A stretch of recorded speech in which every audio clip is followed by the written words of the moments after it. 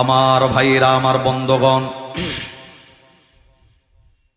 বিশ্বনবী সাল্লাল্লাহু আলাইহি ওয়াসাল্লাম সাহাবায়ে কেরামদেরকে ডেকে ডেকে ডাকদা বললেন, সাহাবী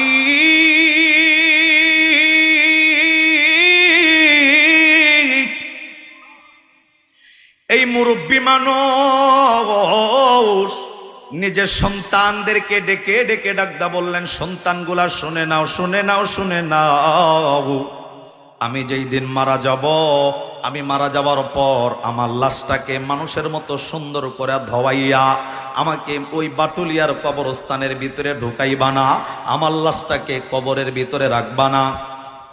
দরদের সন্তানগুলা দরদের বাবাকে ডিকি ডিকি ডাক দিয়া বললেন, বাবাজি আপনি মুসলমান, আমরা এলাকার মানুষ জানে, আমরা মুসলমান, এলাকার মানুষ জানে, আমাদের দাদা মুসলমান, আমাদের 14 গোষ্ঠী মুসলমান ছিল।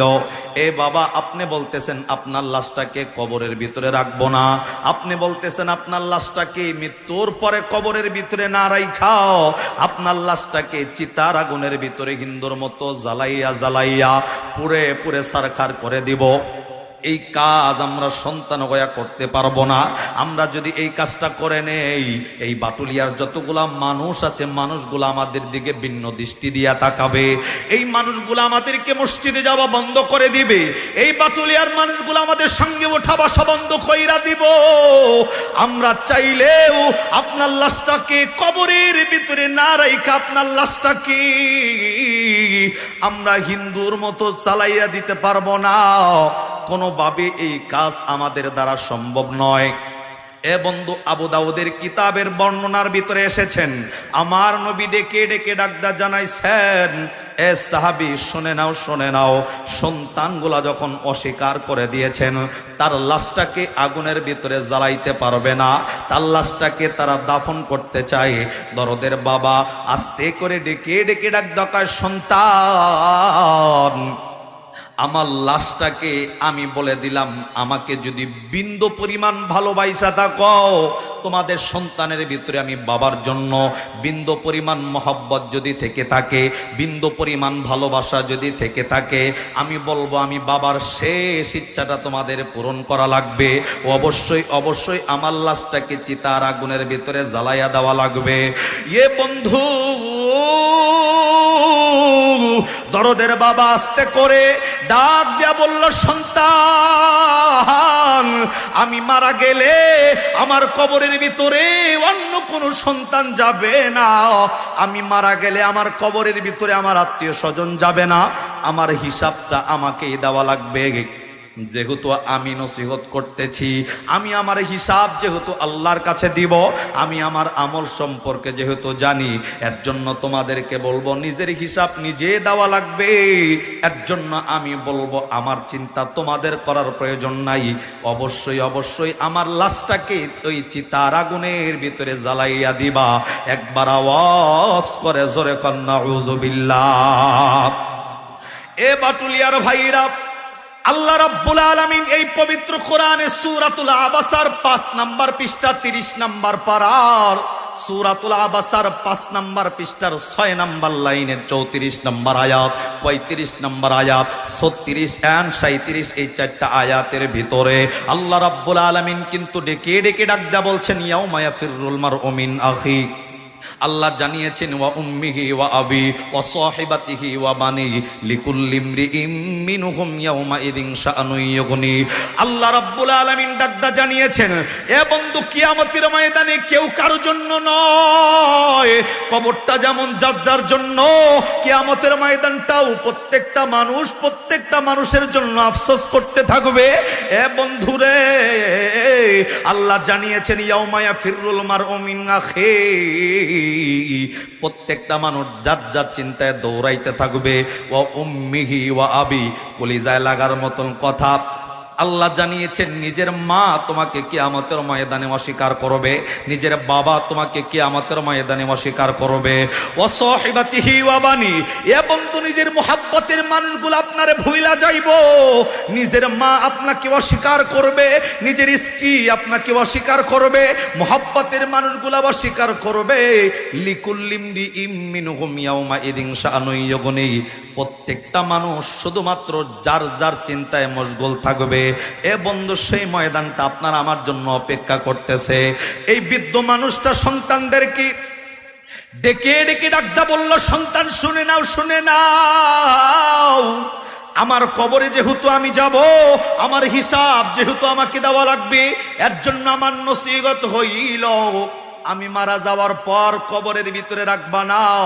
আল্লাহ যেটা জিগায় আমাকে জিজ্ঞাসা করবে, কিন্তু আমার শেষ নসিহত হইল, অবশ্যই অবশ্যই আমাকে চিতার আগুনের ভিতরে জ্বালাইয়া দিবা। যদি আমি বাবার প্রতি তোমাদের মহব্বত থাকে, আর একবার আওয়াজ করে জোরে কন্যা আউযুবিল্লাহ।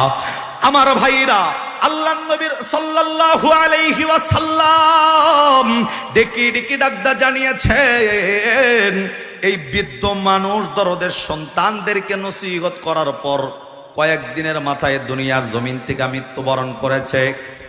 এ বাটুলিয়ার ভাইরা তাকাইয়া দেখবেন, বাংলাদেশের ভিতরে এমন নজিরের অভাব নাই। একজন মানুষ, সুস্থ মানুষ, স্বাভাবিক মানুষ, এই লোকটা সুস্থ অবস্থায় দরদের বাবার কাছে গিয়া মাপ চায়, এলাকার মুরব্বীর কাছে গিয়া মাপ চায়, চাষটলে দোকানদারের কাছে মাপ চায়, এলাকার বড় ভাইয়ের কাছে মাপ চায়। ডাকদা কয়, বন্ধু জীবনে চলার পথে ভুল হয়ে গেলে আমাকে মাফ করে দিয়েন। দাদারে ডাকদা বলে, দাদা চলার পথে অন্যায় হলে মাফ করে দিয়েন। চাচারে ডাক দিয়া বলে, চাচা বেয়াদবি থাকলে মাফ করে দিয়েন।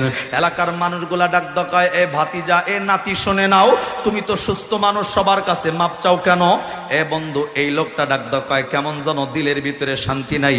এ বন্ধু, এই লোকটা মাপ চাইতে চাইতে কয়েকদিনের মাথায় এলাকার মানুষ তাকাইয়া দেখে ওই সুস্থ মানুষটা দুনিয়ার জমিন থেকে মৃত্যুবরণ করে। এমন নজির বাংলাদেশে আছে না নাই?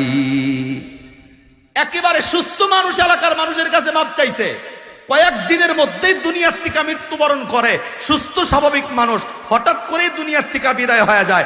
শুধু এখানেই নয়, বাটুলিয়ার মানুষ তাকায় দেখবেন, চাষটলে দুই বন্ধু একসাথে এশার নামাজের পরে চা খায়া গল্প কইরা বাড়ি পর্যন্ত চলে গেছে। দুই বন্ধু ঠিকই ফজরের নামাজে আসবে, এক বন্ধু ফজরের আজান পায়া জাগ না পায়া শুনতেছে, যেই বন্ধুর লগে চা খাইছে ওই বন্ধুর নামটাই মসজিদের মুয়াজ্জিন মাইকে এলান করতেছে।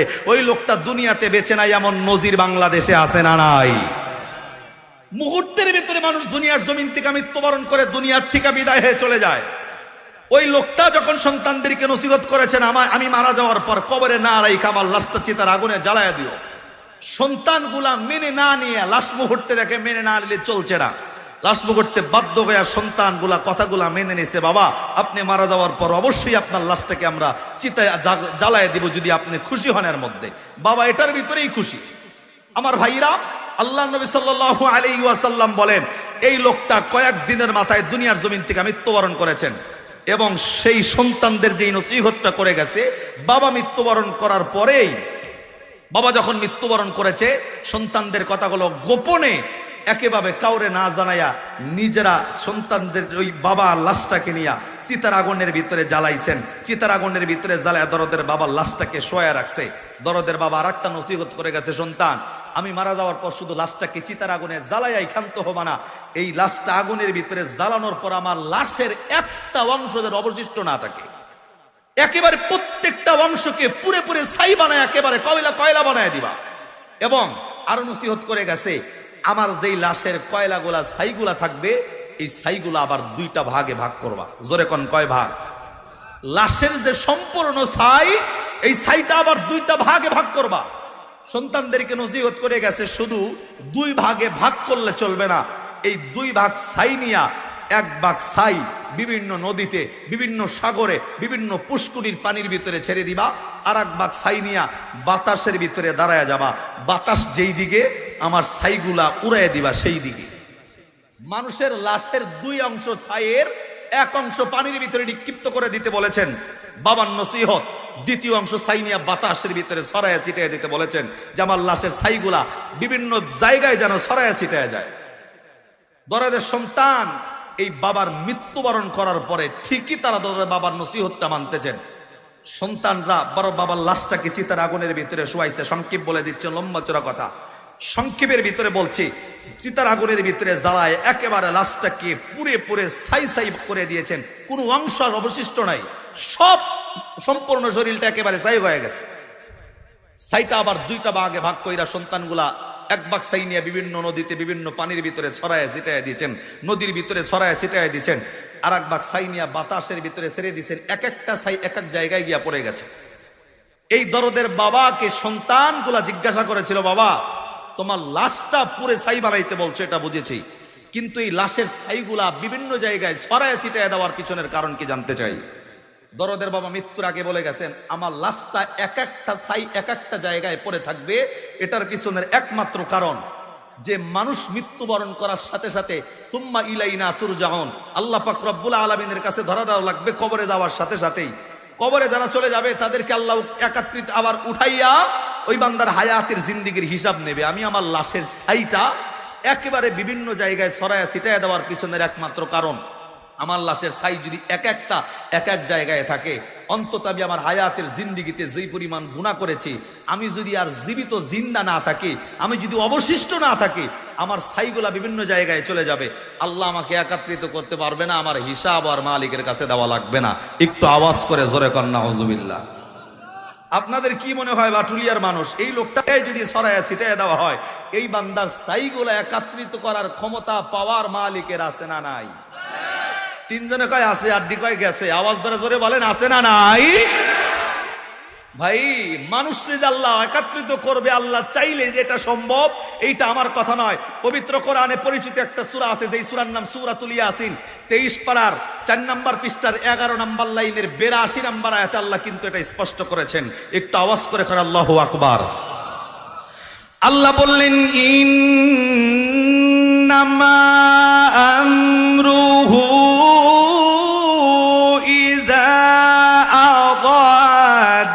شيئا أن يقول له كن فيكون।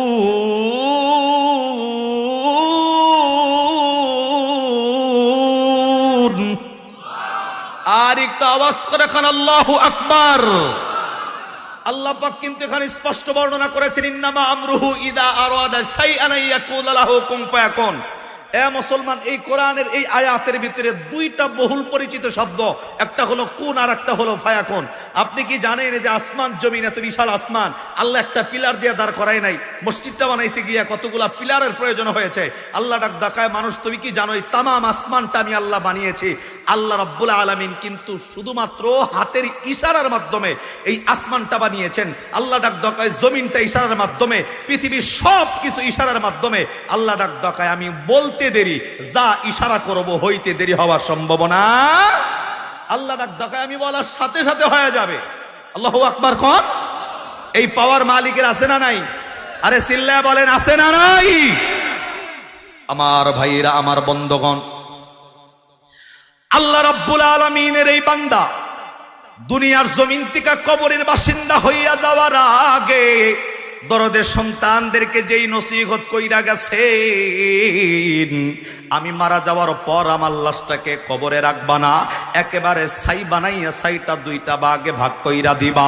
এক ভাগ ছাই নিয়া পানির ভিতরে ছেড়ে দিবা, আর এক ভাগ ছাই নিয়া বিভিন্ন পুষ্কনি বিভিন্ন বাতাসের ভিতরে ছড়াইয়া ছিটাইয়া দিবা।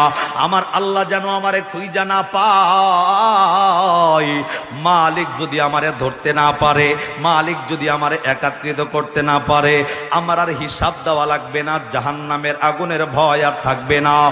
এ বন্ধু, যদি এমন হইতো এই পৃথিবীর জমিনে এমন মৃত্যুর অভাব নাই, ঘরের ভিতরে বিল্ডিং এর ভিতরে আগুন লাইগা এ বন্ধু মানুষের লাশগুলা একেবারে ছাই কোনটা বোঝা যায় না। এ বন্ধু, অনেক মানুষ আছে এমন মাছের পেটের ভিতরে চইলা যায়, অনেক মানুষ আছে এমন রাস্তার ভিতরে চাকা ট্রাকের চাকার নিচে পড়ে একেবারে মাটির সাথে মিশা যায়। এই সমস্ত মানুষগুলা যে মৃত্যুবরণ করতেছে, কিছু মানুষের বাগে খেয়ে ফেলে, হিংস্র জানোয়ার কিছু মানুষকে খেয়ে ফেলে। মানুষ পৃথিবীর জমিনে যতভাবেই মৃত্যুবরণ করুক না কেন, এই মানুষগুলাকে আমার আল্লাহ আবার জীবিত করার পাওয়ার আল্লাহর আছে না নাই? আর একটু জোরে বলেন, আছে না নাই? আমার ভাইরা, আমার বন্ধু, আল্লাহর এই বান্দার ছাইগুলা বিভিন্ন জায়গায় যখন ছিটাইয়া দিছে, আমার বন্ধুরে, আমার আল্লাহ পাক রব্বুল আলামিন কুন এবং ফায়াকুনের মাধ্যমে বলার সাথে সাথে যেমনে হয়ে যায়, আমার আল্লাহ সর্বপ্রথম পানিকে ইশারা করেছে, এ পানি, তোমার ভিতরে আমার এই বান্দার ছাইগুলা যত জায়গায় চইলা গেছে, আমি বলবো সব ছাইগুলা আবার একত্রিত কইরা আমি আল্লাহর কাছে জমা করে দাও। একবার আওয়াজ করে জোরে সুবহানাল্লাহ। বন্ধু, জিজ্ঞাসা করতে চাই, বলেন আল্লাহ ছাইগুলো একত্রিত করতে বলছে, আপনি আমি মালিকের নাফরমানি করলেও এই পানি আল্লাহর কথা শুনবে কি শুনবে না? রে কথা জোরে বলেন, শুনবো কি শুনবো না? আপনি আমি মালিকের নাফরমানি করি, মানুষ শুধুমাত্র কিতাবওয়ালা লেখেন এই যে গাছগুলা দাঁড়ানো, এমন কোন রাত নাই এই গাছ আমার আল্লাহ রাব্বুল আলামিন ডাকে না। আবু দাউদের কিতাবের বর্ণনায় আরো এসেছেন, রাস্তার ভিতরে যেই কুকুরটা শরীরের ভিতরে ছোঁয়া লাগলে কাপড় নাপাক হয়ে যায়, এ বন্ধু কিতাবওয়ালা লেখেন এই কুকুরটা জিহ্বা বাইর কইরা সদা সর্বদা চলে। কিন্তু আবু দাউদের বর্ণনা হইল এই কুকুরটাও একটা দিন এমন যায় না এই কুকুরটা আমার আল্লাহরে ডাক দেয় না। আওয়াজ করে জোরে সুবহানাল্লাহ। এমন একটা দিন পার হয় না এই কুকুরটা আমার মালিককে ডাক দেওয়া বন্ধ করে থাকে। এ বন্ধু, নাফরমানি করি তো শুধু আপনি আর আমি। আল্লাহ পাক রব্বুল আলামিন পানি কি ইশারা করেছেন, এই পানিগুলা মালিকের কথা শুই না, ওই বান্দার ছাইগুলা একত্রিত করে ফেলছে। সুবহানাল্লাহ, জোরে হবে। পানি আল্লাহর কথা শুনবে কি শুনবে না? আমরা জানি পৃথিবীর জমিনে সবকিছু আপনার কথা শুনবে যদি আপনি আল্লাহর হয়ে যেতে পারেন। কথা কন ঠিক না? আমরা কিন্তু জানি বন্ধু, এই যে কয়েকদিন আগে মুহররম চলে গেছেন, আশুরা চলে গেছেন, এই আশুরার তাৎপর্য হাজারো ছিল, তার ভিতরে আরেকটা তাৎপর্য কিন্তু ছিল এমন, পয়গম্বর ইব্রাহিম আলাইহিস সালাতু ওয়াস সালাম রে যেই নমরুদের আগুনের ভিতরে 40টা দিন রাখা হয়েছে, আল্লাহ পাক রব্বুল আলামিন এই আগুনকে কিন্তু বলেছিলেন খুলনা ইয়ানা রুকুনি বারদাউ ওয়াস সালামান আলা ইব্রাহিম। আল্লাহ রাব্বুল আলামিন কিন্তু বলে দিয়েছেন, এই আগুন আমার বন্ধুরে কিন্তু তোমার ভিতরে রাখছি, সাবধান, এমন আরামদায়ক হয়ে যাওয়া লাগবে আমার বন্ধুর যেন কষ্ট না হয়। আল্লাহু আকবার, জোরে কোন। 40টা দিন এই ইব্রাহিম পয়গম্বর আগুনের ভিতরে ছিলেন। দেখেন দিলের ভিতরে ঈমানটা কত তাজা, আল্লাহ যে তার উপর রহম করবে না, আপনার উপর করবে। কিতাবওয়ালা বর্ণনা করেন ইব্রাহিম আলাইহিস সালাতু ওয়াস সালামকে যখন আগুনের ভিতরে নিক্ষিপ্ত করা হচ্ছিল, ঠিক সেই সময় জিবরাইল আমিন আল্লাহরে ডাকদা বলছে, আল্লাহ একটা সুযোগ তাই তোমার কাছে। কি সুযোগ? ডাক ডাকায়, আল্লাহ তোমার পয়গম্বরের আগুনের ভিতরে ছেড়ে দেওয়া হয়, আল্লাহ তুমি যদি আমার একটা সুযোগ দাও, আমি তোমার পয়গম্বরকে একটু সাহায্য করতে চাই। একবার সুবহানাল্লাহ কোন। তোমার পয়গম্বর একটু সাহায্য করব। আল্লাহ নিজে ডাক ডাকায়, এই জিবরাইল আমার পয়গম্বর তো তোমার সাহায্য লইব না। ভাই আল্লাহ দিয়া দেখো না একটাবার, চান্সটা নিয়ে দেখি। আল্লাহ পাওয়ার দিছে, যা তুই আমার পয়গম্বরে পারলে সাহায্য কর। ইব্রাহিম আলাইহিস সালাতু ওয়াস সালাম আগুনে পড়ছে, ঠিক সেই সময় জিবরাইল আমিন নবীর পয়গম্বর ইব্রাহিম আলাইহিস সালাতু ওয়াস সালামের সামনে আইসা আস্তে করে ডাক ডাকায়, এই পয়গম্বর, আমাকে আল্লাহ রাব্বুল আলামিন 600 পাখা দিছে। জোরে বলেন কয়শো? জিবরাইল আমিন ডাক ডাকায়, 600 পাখা আছে আমার। আপনি কিন্তু আগুনের ভিতরে চলে যাচ্ছেন, যে আগুনের উপর দিয়ে পাখি উড়া যাইতে পারে না, আপনি খালি আমার কাছে একটা বার সাহায্য চান, আমার 600 পাখা লাগবো না, এক পাখার বাড়ি দিয়ে নমরুদের আগুনকে আমি ধ্বংস করে দিব। সুবহানাল্লাহ মারেন। আরে ভাই সুবহানাল্লাহ জোরে কর না রে ভাই। একটা পাখার বাড়ি দিয়ে নমরুদের আগুনকে ধ্বংস করব। পয়গম্বর ইব্রাহিম আলাইহিস সালাতু ওয়াস সালাম ডাক ডাকায়, যে যখন বলছে এক পাখার বাড়ি দিয়ে আগুন ধ্বংস করব, ইব্রাহিম আলাইহিস সালাম আগুনে পড়তেছে, ওই সময় জিবরাইল ডাক ডাকায়, তুমি কেডা? সুবহানাল্লাহ কন না। আরে ভাই আওয়াজ দে, জোরে কন। এই যারা কন না তারা কন। আগের বার রেডি ফাঁকি মারছেন। সুবহানাল্লাহ কইলে গুনাহ আসেনি? তিনজনে কয় আছে, আর দিকে গুনাহ আছে।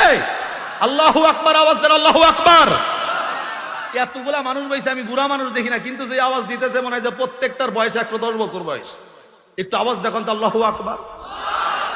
মনে হয় যে 3-4 জন বইছে মাহফিলে, হুজুর প্রধান বক্তা, হুজুর তো স্টেজে যাবো না আপনাকে ওই আওয়াজ দেখলে। আর একটু আওয়াজ দিয়ে আল্লাহু আকবার কোন। পিছনের ভাইরা গরমটাকে ছাড়ে দিয়া বাটুলিয়ার মানুষদেরকে জানায় দিয়ে একটু আওয়াজ করে কোন আল্লাহু আকবার।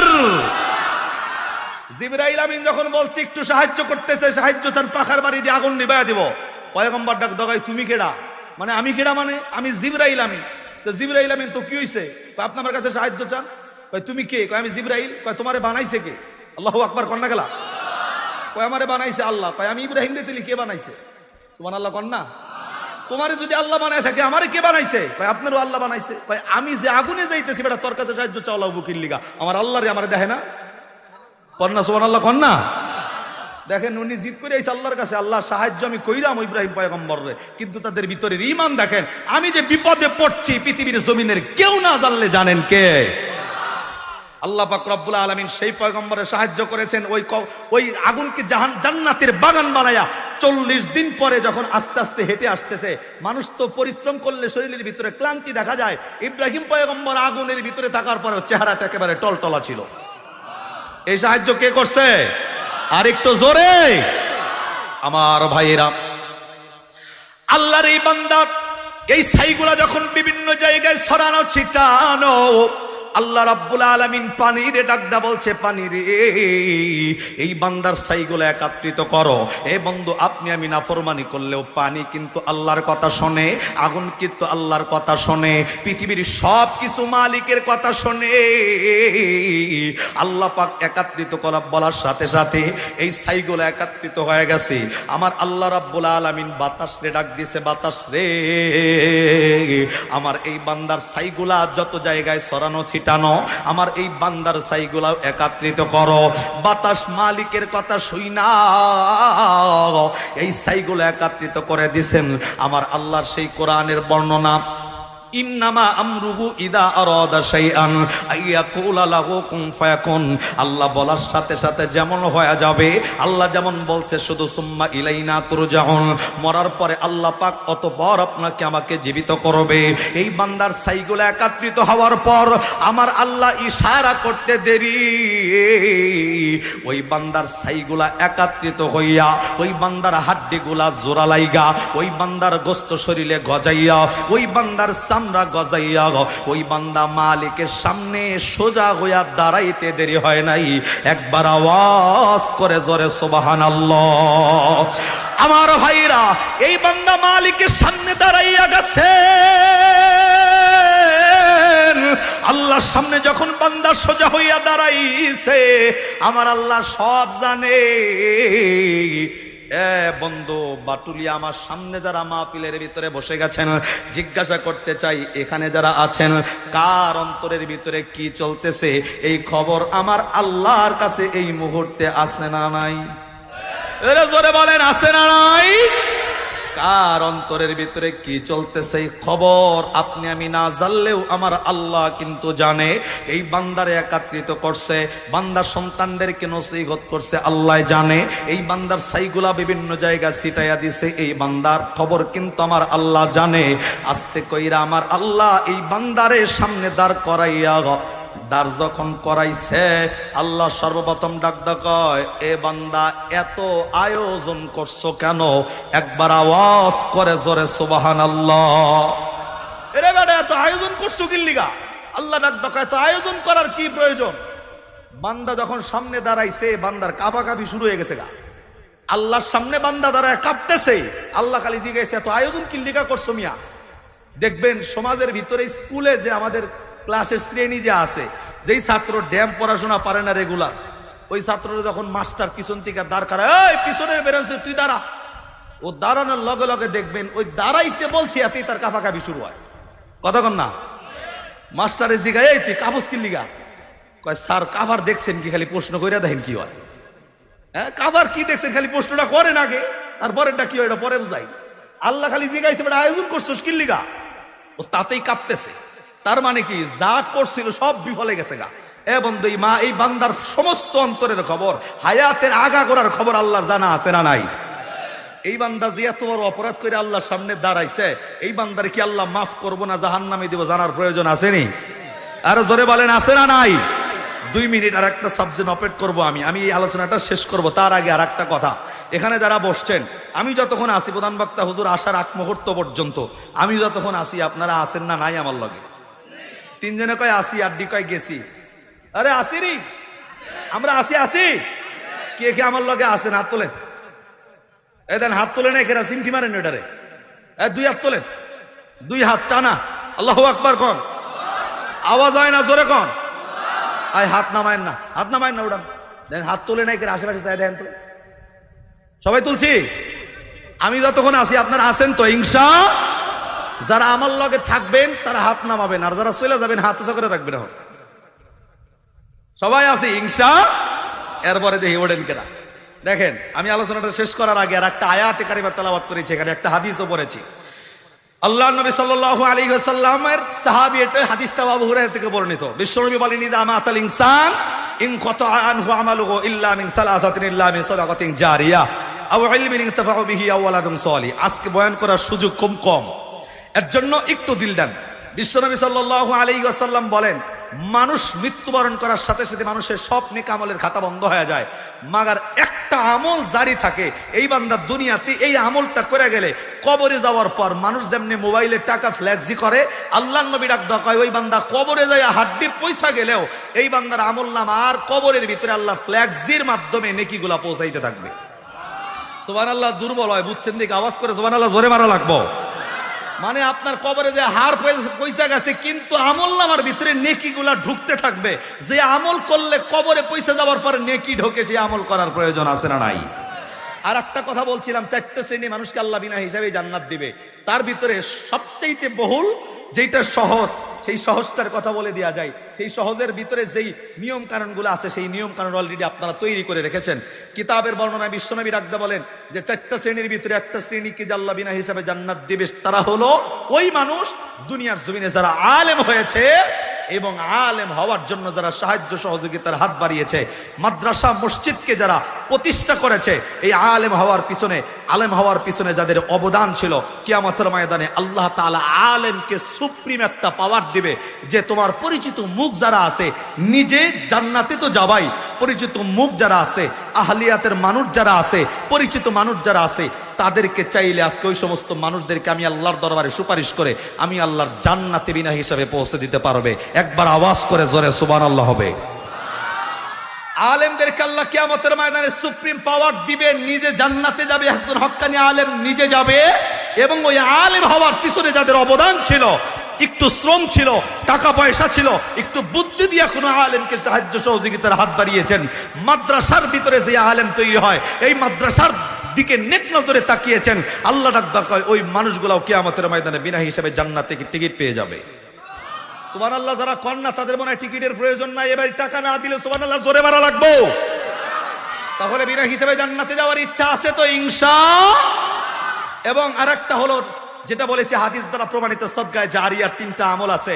এই 3টা আমলের ভিতরে সবচেয়ে গুরুত্বপূর্ণ হলো এই দুনিয়ার জমিনে মসজিদ মাদ্রাসা যারা নির্মাণ করে যাবে। আরে ভাই, আমি জানি এই বাটুলিয়া মাদ্রাসা আপনাদের টাকায়, এই বাটুলিয়া মসজিদ আপনাদের টাকায় হয়েছে, কিন্তু একটা কথা ভাই দিল থেকে মনে রাখবেন, যদি জান্নাতের সার্টিফিকেট পেতে চান, এই কথা কেউ দিল থেকে বলবেন না যে আমার টাকায় মসজিদ হয়েছে, কলারটা জাকি দিয়া বললেন না আমার টাকায় মাদ্রাসা হয়েছে, আমার টাকায় মসজিদ হয়েছে। এটা বললে সব আমলগুলা বরবাদ হয়ে যাবে। বরং এটা মনে করেন আজকে এখানে মসজিদ হয়েছে বিদায়, আজকে এখানে মাদ্রাসা হয়েছে বিদায়, 2-4 টাকা দান করার একটা সুযোগ আল্লাহ আপনাকে তৈরি করে দিছে। আরে কথা কন না রে ভাই, আপনার টাকায় মসজিদ মাদ্রাসা হয়েছে এটা নয়, বরং মনে করেন মাদ্রাসা হয়েছে বিদায় দান করার বিনিময়ে আল্লাহ মা বাবার কবরের আযাবকে মাফ করার একটা ব্যবস্থা তৈরি করে দিয়েছেন। মাদ্রাসাটা হয়েছে বিদায় দান করার মাধ্যম দিয়ে কিয়ামতের ময়দানে জান্নাতের সার্টিফিকেট অর্জনের ব্যবস্থা আল্লাহ তৈরি করে দিয়েছেন। কথা কন ঠিক কিনা? এখানে 24টা ঘন্টা পবিত্র কোরআনুল কারীমের তেলাওয়াত হয়, যেই জায়গায় হাজার হাজার ওলামায়ে কেরাম, এখানে ঈশান নামাজের আগে যিনি বয়ান করেছেন তিনি আপনাদের এই মাদ্রাসার ছাত্র ছিল। আলহামদুলিল্লাহ জোরে হবে।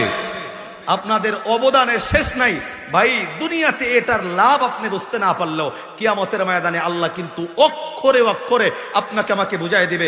পবিত্র কোরআনে 30 পারার সূরাতুল জিলজালে কিন্তু আল্লাহ বর্ণনা করেছেন, ফামান ইয়ামাল মিসকালা যাররাতিন খায়রান ইয়ারা ওয়া মান ইয়ামাল মিসকালা যাররাতিন শাররান ইয়ারা। আল্লাহ পাক রব্বুল আলামিন এমন ভাবে হিসাব নেবে, আজকে যেমন দুনিয়ার জমিনে